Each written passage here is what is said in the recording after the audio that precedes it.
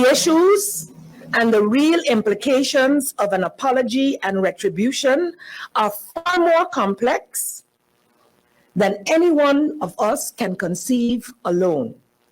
Therefore, I am reaching out not only to my own brothers and sisters here on St. Martin, and you know our special history as one island with two nations, two constituent states, or whatever they want to call us these days, but also to our brothers and sisters in the Caribbean, particularly those in Caricom, where we are in the process to become an associate state, and the Caricom Reparations Committee, who are ready and willing to assist in this process, but not limited there, also to our brothers and sisters on the African continent.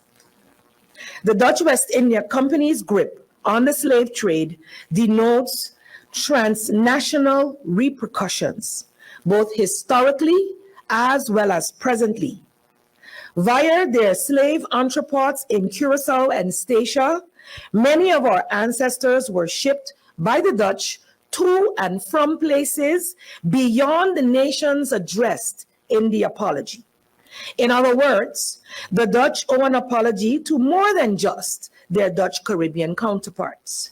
By only addressing the apparent vestiges of Dutch imperialism in the contemporary political landscape, this apology fails in actually addressing the past while erasing the true and full scope of their colonial violence. It is with this thought I look forward to the outcome of the announced investigation of His Majesty the King into the royal family's contribution to the period of the enslavement of Africans and the transatlantic slave trade.